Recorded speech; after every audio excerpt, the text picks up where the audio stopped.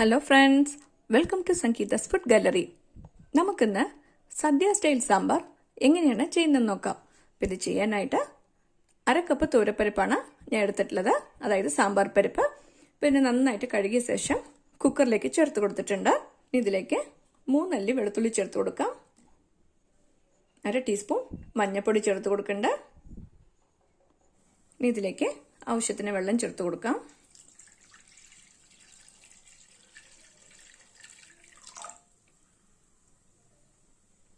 ഞാനിപ്പോൾ ഇതിലേക്ക് ഒരു 1.5 കപ്പ് വെള്ളം ചേർത്ത് കൊടുത്തിട്ടുണ്ട്.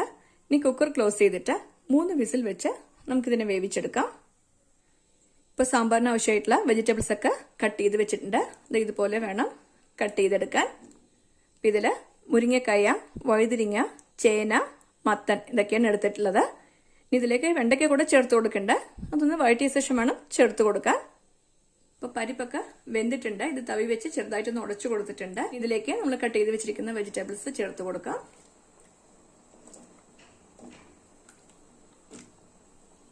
നിങ്ങൾക്കിതിലേക്ക് ചേനയ്ക്ക് പകരം ചേമ്പോ ഉരുളക്കിഴങ്ങോ വേണമെങ്കിലും ചേർത്ത് കൊടുക്കാം. ഇതൊന്ന് മിക്സ് ചെയ്ത് കൊടുക്കാം.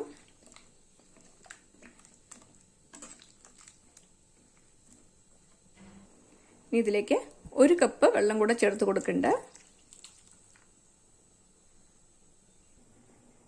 ഒരു പാൻ ചൂടാക്കാനായി വെച്ചിട്ടുണ്ട്. ഇതിലേക്ക് 1 ടീസ്പൂൺ വെളിച്ചെണ്ണ ചേർത്ത് കൊടുക്കുന്നുണ്ട്. എണ്ണ ചൂടായിട്ടുണ്ട്. ഇനി ഇതിലേക്ക് കട്ട് ചെയ്ത് വെച്ചിരിക്കുന്ന വെണ്ടയ്ക്ക ചേർത്ത് കൊടുക്കാം. ഇതൊന്ന് വഴറ്റി കൊടുക്കണം. വെണ്ടയ്ക്ക വഴട്ടാതെ അങ്ങനെ തന്നെ സാമ്പാറിലേക്ക് ചേർത്ത് കൊടുക്കുമ്പോൾ ഇതിന്റെ ഒരു വഴുവഴുപ്പ് ഉണ്ടാവും. അത് മാറാനായിട്ടാണ് നമ്മൾ വഴറ്റിയ ശേഷം ചേർത്ത് കൊടുക്കുന്നത്. ഈ വെണ്ടയ്ക്കൊക്കെ ഒന്ന് വാടി വന്നിട്ടുണ്ട്. തീ ഓഫ് ചെയ്ത് കൊടുക്കാം. ഇതൊരു പ്ലേറ്റിലേക്ക് മാറ്റി വെക്കാം. ഒരു പാൻ ചൂടാക്കാനായി വെച്ചിട്ടുണ്ട്. ഇതിലേക്ക് 1 ടേബിൾ സ്പൂൺ വെളിച്ചെണ്ണ ചേർത്ത് കൊടുക്കുക. ഇപ്പം എണ്ണ ചൂടായിട്ടുണ്ട്.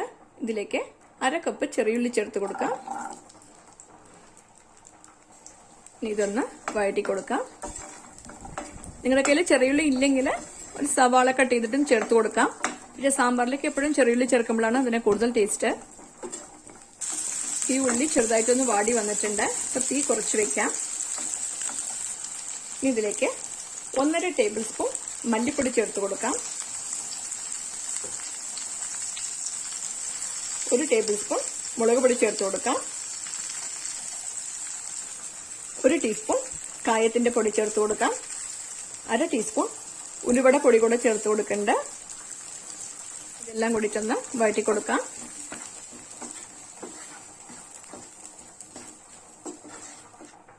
ഇപ്പം ഈ പൊടികളുടെ പച്ചമണക്ക മാറിയിട്ടുണ്ട്. ഇനി ഇതിലേക്ക് 1 തക്കാളി കട്ട് ചെയ്ത് ചേർത്ത് കൊടുക്കുന്നുണ്ട്. വലിയ തക്കാളിയാണ്, അതുകൊണ്ടാണ് ഞാൻ 1 എടുത്തിട്ടുള്ളത്. ചെറുതാണെങ്കിൽ 2 ചേർത്ത് കൊടുക്കാം. ഇതും കൂടിയിട്ടൊന്ന് വഴറ്റി കൊടുക്കാം. തക്കാളി ഒരുപാട് നേരം വഴറ്റേണ്ട ആവശ്യമില്ല, ചെറുതായിട്ടൊന്ന് വാടിയാൽ മാത്രം മതി. തക്കാളി ചെറുതായിട്ടൊന്ന് വാടിയിട്ടുണ്ട്. ഇപ്പൊ തീ ഓഫ് ചെയ്ത് കൊടുക്കാം. ഈ വെജിറ്റബിൾസ് ഒക്കെ ഒന്ന് വെന്തിട്ടുണ്ട്. ഇതിലേക്ക് നമ്മൾ വഴറ്റി വെച്ചിരിക്കുന്ന വെണ്ടയ്ക്ക ചേർത്ത് കൊടുക്കാം. വെണ്ടയ്ക്ക പെട്ടെന്ന് വേവുന്നതാണ്, അതുകൊണ്ടാണ് നമ്മൾ കായ വെന്ത ശേഷം ഇത് ചേർത്ത് കൊടുക്കുന്നത്. ഇനി ഇതിലേക്ക് ഒരു ചെറിയ നാരങ്ങ വലിപ്പത്തിലുള്ള പുളി 1/2 കപ്പ് വെള്ളത്തിൽ കുതിർത്തിട്ട് പിഴിഞ്ഞെടുത്ത് വെച്ചിട്ടുണ്ട്. ഈ വെള്ളം ചേർത്ത് കൊടുക്കാം.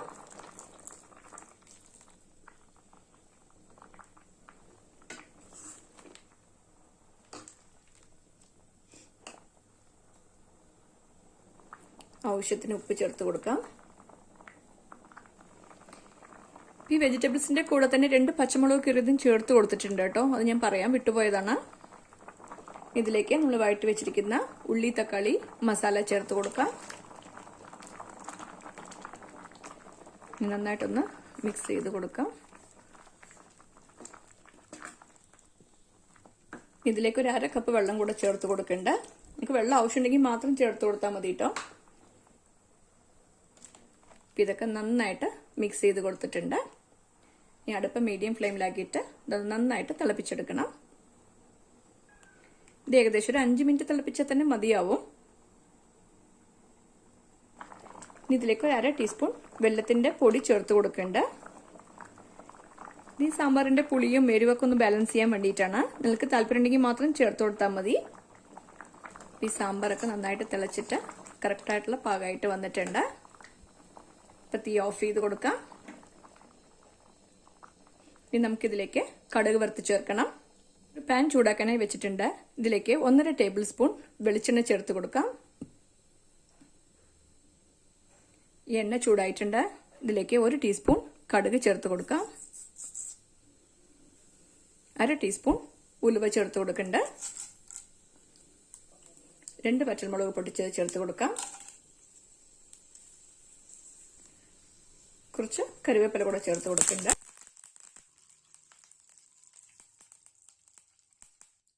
ഇത് റെഡി ആയിട്ടുണ്ട്. ഇപ്പൊ തീ ഓഫ് ചെയ്ത് കൊടുക്കാം. ഇതിനെ സാമ്പാറിലേക്ക് ചേർത്ത് കൊടുക്കാം.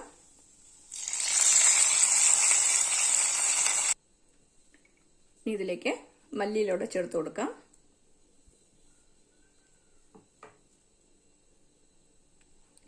ഇപ്പോൾ അടിപൊളി ടേസ്റ്റ് നാടൻ സദ്യ സ്റ്റൈൽ സാമ്പാർ റെഡി ആയിട്ടുണ്ട്.